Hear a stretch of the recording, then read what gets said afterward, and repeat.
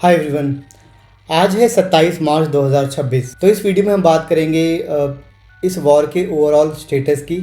तो सबसे पहले हम बात करेंगे कि अभी तक कितनी कंफर्म कैजुअलिटीज़ दोनों साइड से, ईरान और इजराइल से कंफर्म हुई हैं। उसके बाद हम बात करेंगे अभी के जो बेसिकली डोनाल्ड ट्रंप ने एक 15 पॉइंट पीस प्रपोज़ल दिया था ईरान को, तो उसके बारे में हम डिस्कस करेंगे। और ईरान ने इसको कैसे लिया, इस बेसिकली 15 पॉइंट पीस प्लान को उसने एक्सेप्ट किया या डिक्लाइन किया, तो इसके बारे में हम बात करेंगे। और कौन कौन से देश यूएस और ईरान के बीच मीडिएशन कराने की कोशिश कर रहे हैं। तो चलिए शुरू करते हैं अब तक की ओवरऑल कैजुअलिटी की। तो अगर हम बात करें आज के दिन की 27 मार्च 2026 की, तो ईरान की तरफ से जो कैजुअलिटीज़ कंफर्म्ड हुई हैं वो अराउंड 1937 लोगों की मौत हुई है और 25,000 के करीब लोग इंजर्ड हुए हैं। तो ये बेसिकली कंफर्म्ड हैं फ्रॉम ईरान। और अगर इजराइल की माने तो उनकी जो कैजुअलिटीज़ नंबर्स हैं वो कुछ अराउंड 25 लोगों की मौत हुई है और 5,000 से ज़्यादा लोग इंजर्ड हुए हैं। तो अगर हम इम्पैक्ट की बात करें ईरान के अंदर, तो ईरान के अंदर जो भी ज़्यादातर ये मौतें हुई हैं वो यूएस इजराइल की एयर स्ट्राइक्स की वजह से हुई हैं। और इस संख्या में 1937 बेसिकली जो टोटल लोगों की मौत हुई है, इसमें काफ़ी ज़्यादा नंबर वुमेंस के भी हैं, जो बताए जाते हैं कि 250 से ज़्यादा औरतों की हत्या की गई है यूएस इजराइल के द्वारा, और जिसमें बड़ी संख्या में बच्चे भी शामिल हैं। इसके अंदर जो मिनाब स्कूल, जो गर्ल्स का एलिमेंट्री स्कूल था, उसमें जो यूएस ने बॉम्ब्स मारे थे और जिसमें 168 छोटी बच्चियों की इन्होंने हत्या कर दी थी, वो भी इंक्लूडेड है। और अब यूएस और इजराइल जो एयर स्ट्राइक्स है, ना सिर्फ वो मिलिट्री इंस्टॉलेशन से बल्कि सिविलियन एरियाज़ पे भी, इंक्लूडिंग स्कूल्स पे भी हमले करने शुरू कर दिए गए हैं। और कुछ खबरों की माने तो उन्होंने हेल्थ केयर वर्कर्स को भी टारगेट किया है। और अब हम बात करते हैं इजराइल की कैजुअलिटीज़ की। तो कैजुअलिटीज़ ज़्यादातर ईरान के जो मिसाइल अटैक्स हुए हैं उनकी वजह से हुई है। इनकी संख्या के बारे में कन्फर्मेशन मिलना बहुत मुश्किल होता है, क्योंकि आपको पता होगा कि इजराइल के अंदर मिलिट्री सेंसरशिप है। तो वहाँ से जो भी कैजुअलिटीज़ हैं या जो भी इम्पैक्ट हैं ईरानियन मिसाइल्स के, उसके पिक्चर्स, वीडियोस बाहर शेयर करना बहुत मुश्किल होता है। तो लेकिन फिर भी अराउंड 25 लोगों की अब तक मृत्यु हुई है इजराइल के अंदर, और हज़ारों लोग, अराउंड 5,000 से ज़्यादा लोग इंजर्ड हुए हैं, लाइक शेल्टर्स में जाते हुए या जो भी मिसाइल अटैक्स हुए हैं। और मेजर अटैक जो ईरान ने किया था वो था डिमोना में, जो इजराइल का बेसिकली न्यूक्लियर एरिया है, राइट। तो वहाँ पर जो भी इजराइल का न्यूक्लियर प्रोग्राम है वो डिमोना से ही चलता है। ईरान ने वहाँ पर, तो पहले इजराइल ने आई थिंक नटान्स पे हमला किया था, जो ईरान का न्यूक्लियर सिटी है बेसिकली, राइट। उसके जवाब में ईरान ने भी इजराइल के डिमोना शहर पे हमला कर दिया था। इसमें भी काफ़ी नुकसान हुआ था इजराइल का। तो अगर आप कैजुअलिटी नंबर को अगर आप देखोगे तो आपको लगेगा कि Iran has suffered far higher casualties. 2000 के करीब लोगों की वहाँ पे हत्या की गई, मृत्यु हुई है, राइट। इंक्लूडिंग सिविलियन टोल भी बहुत ज़्यादा है ईरान के अंदर, और ये नंबर बढ़ता ही जा रहा है, क्योंकि यूएस और इजराइल अंधाधुंध तरीके से civilian areas, military areas, health care workers, even वो हॉस्पिटल्स को भी नहीं छोड़ रहे हैं। इस वजह से ईरान के जो कैजुअलिटी नंबर्स है बहुत हाई हैं। और दूसरी चीज़ ये भी है कि ईरान के अंदर बहुत ज़्यादा बॉम्ब शेल्टर्स नहीं बने हुए हैं। वो लोग काफ़ी ब्रेवली इस चीज़ का बखान करते हैं कि दे डू नॉट बॉम्ब, जब भी बॉम्ब्स जो एयरफोर्स अटैक होता है यूएस और इजराइल का, वो बॉम्ब शेल्टर की ओर नहीं भागते बल्कि अपने घरों में ही बने रहते हैं।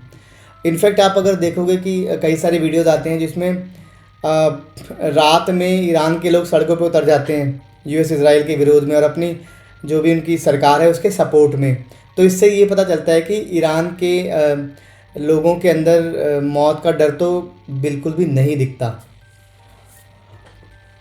और अगर हम बात करें पीस प्लान की, पीस प्रपोज़ल की, तो कुछ दिनों पहले डोनाल्ड ट्रंप ने धमकी दी थी, अराउंड 48 घंटे दिए थे कि वो ईरान के एनर्जी इंफ्रास्ट्रक्चर पर हमला कर देगा। लेकिन जैसे ही डोनाल्ड ट्रंप ने ये धमकी दी, उसके दूसरे दिन ही उसने डेडलाइन को बढ़ा दिया 10 दिन तक। तो बेसिकली अगर हम आज की बात करें, आज है 27 मार्च, तो ये जो 10 दिन की डेडलाइन है वो ख़त्म हो रही है 6 अप्रैल, 6 अप्रैल को। तो डोनाल्ड ट्रंप ने ये क्लेम किया है कि जो भी पीस टॉक्स हैं between US and Iran are going very pretty well. But अगर हम बात करें ईरान की, तो उन्होंने वो most of the times peace proposal को रिजेक्ट ही कर रहे हैं। चलिए अब बात करते हैं 15 पॉइंट पीस प्रपोज़ल जो यूएस ने ईरान को दिया है। तो इसके जो की एलिमेंट्स हैं वो इस तरह से हैं कि सबसे पहला तो ये है कि 30 दिन का एक सीज़ फायर होगा, जो भी लड़ाई चल रही है वो 30 दिन का सीज़ फायर होगा। दूसरा है कि जो भी ईरान की न्यूक्लियर फैसिलिटीज़ हैं जो नटांज में, इस्फहान और फोर्डो के अंदर हैं, वो कम्प्लीटली बंद होनी चाहिए। तो ये एक मेजर पॉइंट है जो भी पीस प्रपोज़ल यूएस ने ईरान को दिया है उसका। और उसके बाद इन्होंने ये कहा है कि permanent commitment from Iran to never develop nuclear weapons. तो ईरान को ये परमानेंट कमिटमेंट करनी पड़ेगी कि वो कभी भी न्यूक्लियर वेपन को डेवलप नहीं करेगा। और अगला पॉइंट ये है कि जो भी यूरेनियम स्टॉक पाइल ईरान के पास है, तो बेसिकली इसी से ही न्यूक्लियर वेपन बनता है, वो IAEA को हैंड ओवर करना पड़ेगा, right. Iran must allow full IAEA monitoring of nuclear infrastructure. और अगर nuclear programme for energy like electricity के लिए भी करना भी है फॉर पीसफुल पर्पजेज, तो IAEA उसे फुली मॉनिटर करेगा। ईरान को यूरेनियम का इनरिचमेंट कंट्री के अंदर बिल्कुल कम्प्लीटली स्टॉप करना होगा। और ईरान को ये भी मेक श्योर करना होगा कि उसकी जो मिसाइल्स हैं, राइट, उसकी जो मिसाइल्स हैं उसकी रेंज जो आई थिंक अभी 2000 किलोमीटर्स तक है, उसे और कम करना होगा। और ईरान को ये भी वादा करना होगा कि उसकी जो एक्सिस ऑफ रेजिस्टेंस है लाइक हिजबुल्ला, यूतीज़, उनको सपोर्ट बंद करना होगा। और ईरान को जो भी रीजनल एनर्जी फैसिलिटीज़ हैं दुबई के अंदर, कतर के अंदर और भी जो गल्फ़ कंट्रीज़ हैं, उन पे हमला इमिडिएटली रोकना होगा। और अगला पॉइंट बहुत इंपॉर्टेंट है जो कि जिसकी वजह से पूरी दुनिया की इकॉनमी बहुत इम्पैक्ट हो रही है, वो है स्ट्रेट ऑफ हॉर्मूज़ का बंद होना। तो यूएस ये कह रहा है कि immediately reopen the strait of Hormuz. और जो भी हो, लाइक अगर ईरान ये सारी बातें मानता है तो जो भी ईरान के ऊपर सैंक्शंस लगे हुए वो रिमूव कर दिए जाएंगे। तो अगर हम बात करें यूएस के प्रपोज़ल की, तो आप जैसे इससे समझ सकते हो कि ये बहुत ही ज़्यादा हार्ड है। और मुझे नहीं लगता कि अगर आप मेरा पर्सनल ओपिनियन माने तो मुझे नहीं लगता कि ईरान इस पॉइंट पे, इस पीस प्लान पे डिस्कशन स्टार्ट भी करेगा। तो अगर हम बात करें तेहरान की, जो अभी अनकन्फर्म्ड रिपोर्ट्स आई हैं वो ये कहती हैं कि ईरान ने ये तो कंफर्म किया है कि 15 पॉइंट पीस प्रपोज़ल उन्हें मिला है, बट ईरान के एक हाई रैंकिंग डिप्लोमेट ने ये बताया कि ये जो पीस प्लान है वो एक्सट्रीमली मैक्सिमलिस्ट एंड अनरीजनेबल है। बेसिकली ईरान ने इसे आउटराइटली 15 पॉइंट पीस प्लान को रिजेक्ट कर दिया है आज की तारीख में।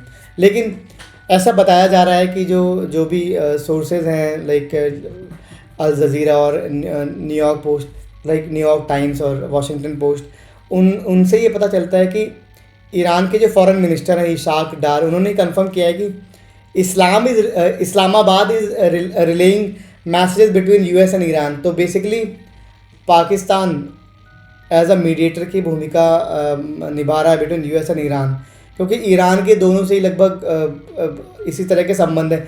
पाकिस्तान और ईरान के संबंध ठीक ठाक है, थोड़े बहुत इनकी फाइट्स होती रहती हैं, बट ओवरऑल इनके, क्योंकि इनका बॉर्डर भी मिलता है, तो यहाँ से चीज़ें थोड़ी सी मैनेजेबल रहती हैं।